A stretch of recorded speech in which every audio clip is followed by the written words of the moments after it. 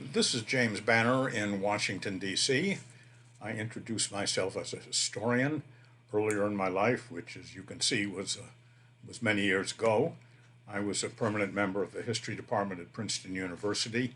I came to Washington in about 1980 to do other things related to history. I'm now at a point in my life where, after teaching constantly all those years, I now spend my time writing history. My most recent book was a study with other people of presidential misconduct. I want to talk to you today about the election of 1800, as it's usually called, but I'm going to concentrate particularly on its aftermath, the election in the House of Representatives of 1801, and Thomas Jefferson's inaugural address, which closely followed the conclusion of that House vote in February of 1801. Thomas Jefferson and John Adams in the election of 1800 had run against each other. They were old friends from the years of the American Revolution. Adams had been George Washington's first vice president. Thomas Jefferson, the author of the Declaration of Independence, had served as George Washington's first Secretary of State. They were gradually, towards the end of the 1790s, becoming the leaders of their respective political parties. John Adams of the Federalists, Thomas Jefferson of the Democratic Republicans.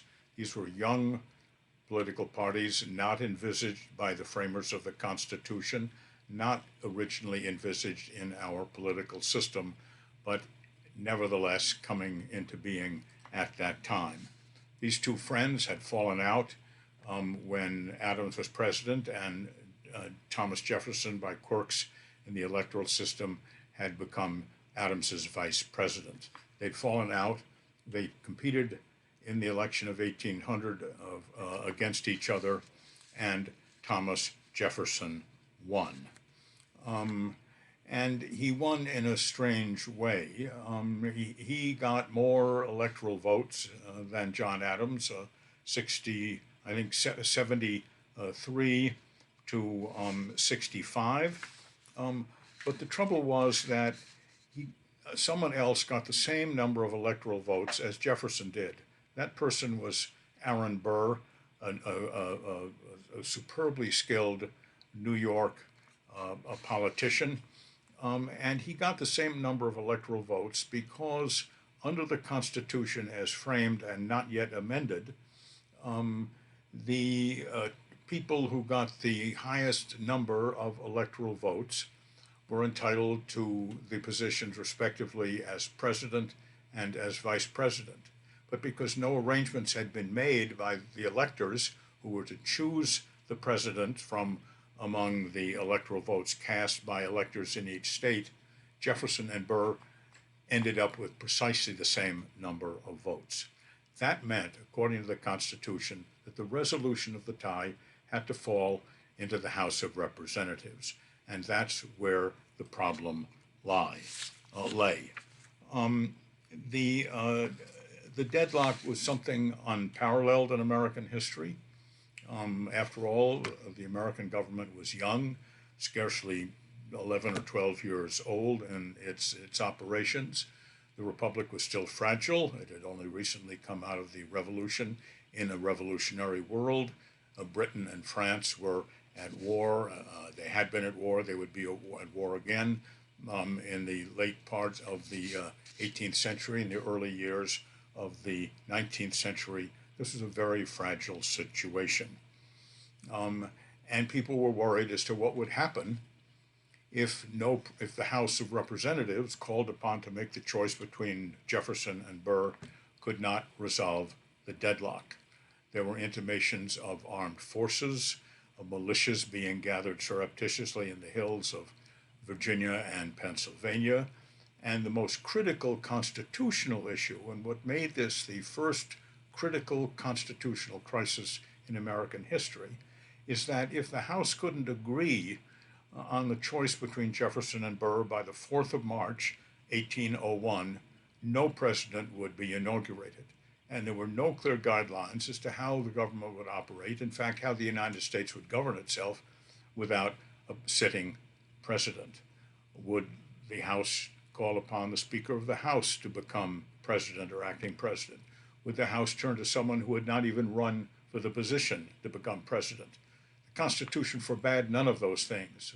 So it was unclear as to precisely what would happen.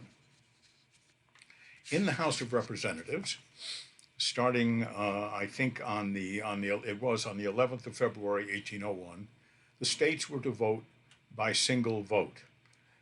That is, that Virginia would cast one vote, Pennsylvania would cast one vote, Massachusetts would cast one vote.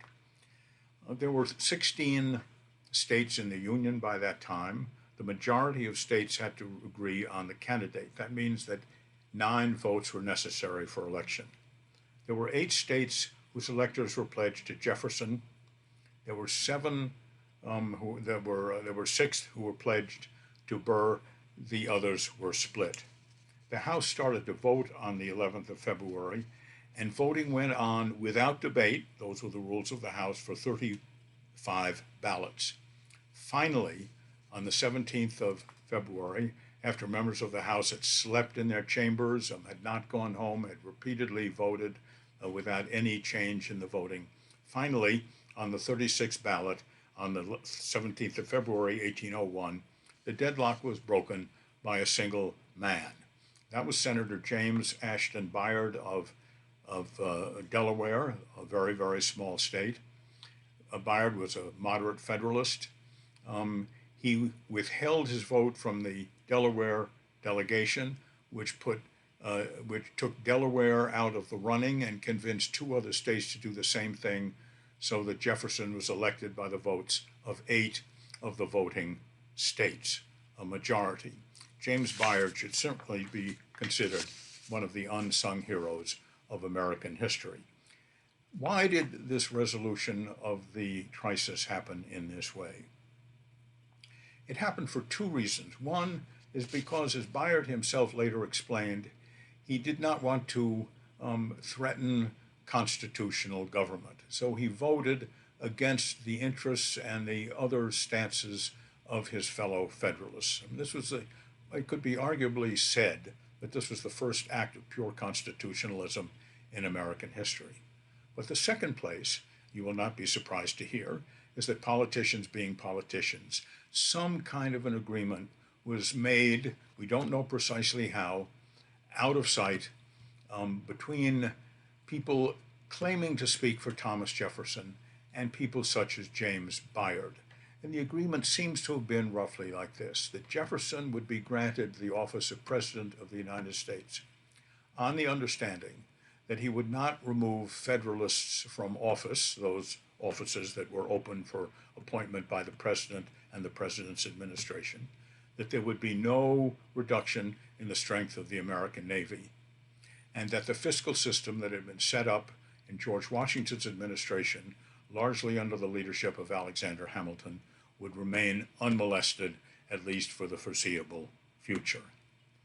Now, it's in that context that you should read Thomas Jefferson's justly celebrated and great first inaugural address. He delivered it in the chambers of the House and Senate in the unfinished Capitol building as scheduled on the 4th of March, 1801. It is one of the great statements of presidential leadership in American history taken on its own. But if read carefully, and if read against the background of recent politics and of the resolution of the crisis of 1801, it has an even richer tenor. But as you read it, as the resolution to the crisis of 1801, you should also read it as a kind of testament as to what would happen in the United States after Jefferson's election, which is considered one of the great turning points in American history. Jefferson's inauguration heralded the opening of a new era in the nation's history, one that would last until the Southern secession in 1861. It was to be an era of small government, an era in which the agricultural interests of the United States would remain in firm political control, an era in which the nation swept westward, first with the addition of the Louisiana Territory in 1803, and later on a steady march to the Pacific.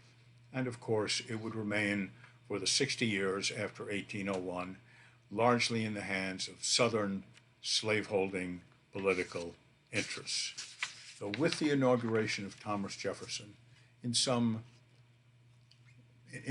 larger way, the coming of the Civil War 60 years later was rooted. This is the reason why the election of Thomas Jefferson by the House of Representatives in 1801 is considered one of the critical elections in American history, and why Thomas Jefferson's first inaugural address is considered one of the great addresses of its kind that we've ever heard, or known, or read, as I hope you will.